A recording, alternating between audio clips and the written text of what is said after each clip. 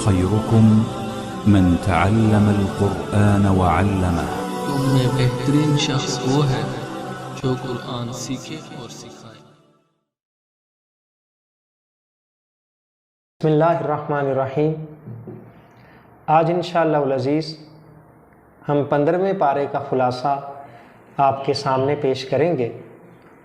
15ویں پارے میں 2 صورتیں ہیں، سورہ بنی اسرائیل اور سورہ کہف۔ سورہ بنی اسرائیل میں 4 اہم باتیں بیان کی گئی ہیں۔ نمبر 1 واقعہ معراج، نمبر 2 بنی اسرائیل کا فتنہ و فساد، نمبر 3 اسلامی آداب و احکام، اور نمبر 4 کچھ متفرق مضامین۔ اسی طرح سورہ کہف میں 2 قصے بیان کیے گئے ہیں اور 2 مثالیں دی گئی ہیں۔ اب ہم ان مضامین کی تفصیل دیکھتے ہیں۔ سب سے پہلے واقعہ معراج، جس کی تفصیل یہ ہے کہ نبی اکرم صلی اللہ علیہ وسلم کو جسمانی طور پر اللہ رب العزت نے مسجد حرام سے مسجد اقصی اور پھر مسجد اقصی سے آسمانوں کی سیر کروائی۔ دوسرے نمبر پر بنی اسرائیل کے فتنے اور فساد کا ذکر ہے، اور انہیں پہلے ہی بتا دیا گیا تھا کہ تم 2 مرتبہ زمین میں فساد پھیلاؤ گے۔ چنانچہ جب انہوں نے حضرت شعیب علیہ السلام کو تکلیف پہنچائی تو اللہ رب العزت نے ان پر بخت نصر بادشاہ کو مسلط کر دیا، اور دوسری دفعہ جب انہوں نے حضرت زکریا اور یحییٰ علیہ السلام کو شہید کیا تو بابل کے بادشاہ کو ان پر مسلط کر دیا گیا۔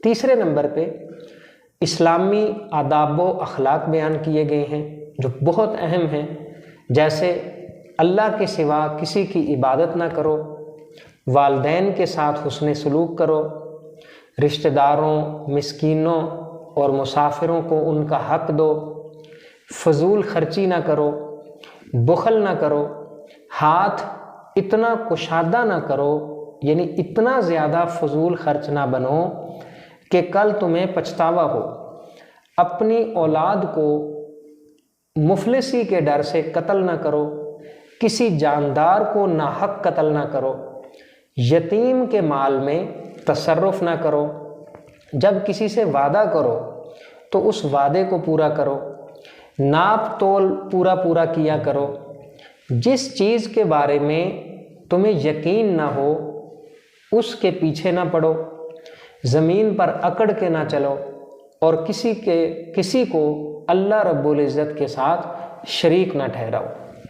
اسی طرح کچھ دوسرے متفرق مضامین بھی بیان کیے گئے ہیں، جن میں قرآن مجید کی عظمت، قرآن مجید کے نزول کے مقاصد، اللہ تعالیٰ کی طرف سے انسان کو صاحب کرامت بنانا، یعنی اس کو تکریم عطا کرنا، اشرف المخلوقات بنانا، اسے جان اور روح جیسی زندگی جیسی نعمت عطا کرنا، نبی اکرم صلی اللہ علیہ وسلم کو نماز تہجد کا حکم دینا، حضرت موسیٰ علیہ السلام اور فرعون کا قصہ، قرآن مجید کو تھوڑا تھوڑا نازل کرنے کی حکمتیں، اللہ تبارک و تعالیٰ کا شریک اور اولاد سے پاک ہونا، اور اللہ رب العزت کا اسماء حسنہ کے ساتھ متصف ہونا۔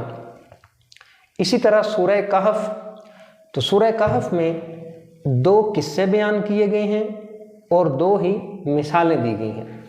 پہلا قصہ اصحاب کہف کا ہے، جو دقیانوس بادشاہ کے زمانے میں موجود تھے، اور یہ ایسا ظالم بادشاہ تھا کہ لوگوں کو شرک اور بت پرستی پہ مجبور کرتا تھا۔ تو ان نوجوانوں نے جو اصحاب کہف ہیں، انہوں نے اس کی شرکیہ دعوت کو قبول کرنے سے انکار کر دیا۔ نتیجتاً انہیں طرح طرح سے ڈرایا گیا، دھمکایا گیا، جان سے مار ڈالنے کی دھمکی دی گئی، اور دوسری طرف انہیں مال و دولت کے انبار کا لالچ دیا گیا۔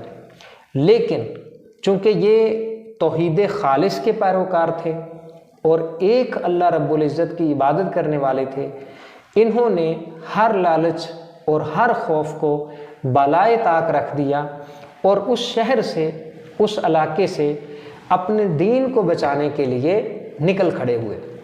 راستے میں ان کے ساتھ ایک کتا ہو لیا جس کا ذکر قرآن مجید میں موجود ہے۔ پھر یہ ایک غار میں داخل ہوئے اور وہاں لیٹ گئے۔ اللہ رب العزت نے اپنے فضل سے ان کو 309 سال اس غار کے اندر سلائے رکھا۔ جب یہ اتنے لمبے عرصہ سونے کے بعد بیدار ہوئے تو ان کو بھوک محسوس ہوئی۔ اب انہوں نے ایک نوجوان کو، اپنے میں سے ایک نوجوان کو بھیجا کہ جاؤ تم بازار سے ہمارے لیے کھانا لے کے آؤ۔ وہ جب بازار میں گیا اور وہاں سکہ دیا تو جس دکان سے وہ کھانا لینے گیا تھا وہ حیران ہو گئے کہ یہ سکے تو 300 سال پہلے ختم ہو چکے ہیں اور حکومت چینج ہو چکی ہے۔ تو تب پتہ چلا کہ یہ لوگ 309 سال اس غار کے اندر سوئے رہے، تو ان کو پھر قومی ہیروز کی حیثیت حاصل ہو گئی۔ دوسرا قصہ حضرت موسیٰ اور حضرت خضر علیہ السلام کا ہے، جو 16ویں پارے کے ابتدا میں اس کی تفصیل آئے گی اور ہم وہاں انشاءاللہ ذکر کریں گے۔ اسی طرح 2 مثالیں دی گئی ہیں۔ تو پہلی مثال میں 2 شخص تھے جن میں سے ایک کے باغات تھے اور دوسرا شخص غریب تھا۔ اب جو باغات والا تھا، جو مال و دولت والا تھا، اللہ تبارک و تعالی کی ناشکری کرتا تھا اور غرور کرتا تھا، اکڑتا تھا، تو غریب نے اسے کہا کہ یہ رویہ درست نہیں ہے، بلکہ تم ماشاء اللہ کہا کرو۔ لیکن جب اس نے نہیں مانا تو پھر اللہ رب العزت کی طرف سے عذاب آیا اور اس کے سارے باغات تباہ ہو گئے۔ دوسری مثال دنیاوی زندگی کی ہے کہ دنیاوی زندگی بالکل ایسے ہے جیسے آسمان سے پانی برستا ہے اور اس پانی سے زمین سرسبز ہو جاتی ہے، لیکن کچھ ہی عرصے کے بعد پھر وہ ساری سرسبزی اور شادابی ختم ہو جاتی ہے اور ہر طرف خشکی پھیل جاتی ہے۔ تو اس مثال سے اس دنیا کی زندگی کو سمجھانے کی سمجھایا گیا ہے کہ دنیا کی زندگی، اس کی مثال بھی بالکل ایسی ہی ہے۔ اب ہم ان مضامین سے عملی زندگی میں حاصل ہونے والے اسباق کا جائزہ لیتے ہیں۔ تو سب سے، ویسے تو سارے ہی مضامین ہماری پریکٹیکل لائف سے ریلیٹڈ ہیں، لیکن ہم دیکھتے ہیں کہ چیدہ چیدہ ان میں سے کون سی اہم باتیں ہیں۔ جیسے ایک تو یہ کہ اللہ کے سوا کسی کو عبادت کے لائق نہ سمجھیں اور اللہ کے ساتھ کسی کو شریک نہ ٹھہرائیں۔ والدین کا ادب احترام کریں، ان کے ساتھ حسن سلوک کریں، رشتہ داروں کے ساتھ حسن سلوک کریں اور اعتدال والا رویہ اختیار کریں، میانہ روی اختیار کریں، نہ تو بہت زیادہ فضول خرچی ہو اور نہ ہی بخل ہو۔ ان دونوں کے درمیان میانہ روی اور اعتدال کا راستہ اختیار کریں۔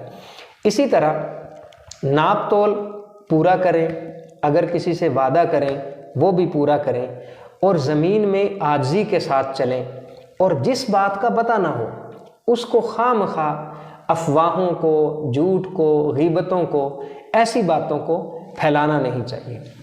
اسی طریقے سے ہمیں اس باغ والے قصے سے یہ بھی نصیحت ملتی ہے کہ اللہ تبارک و تعالیٰ کی نعمتوں کا شکر ادا کریں اور کبھی بھی ناشکری والا رویہ اختیار نہ کریں۔ اصحاب کہف سے جو ہمیں لیسن ملتا ہے وہ یہ ہے کہ انسان کی سب سے زیادہ قیمتی چیز، انسان کی جان سے بھی زیادہ قیمتی اس کا ایمان ہے، جس کی ہمیں فکر کرنی چاہیے۔ اللہ رب العزت ہمیں عمل کی توفیق عطا فرمائے۔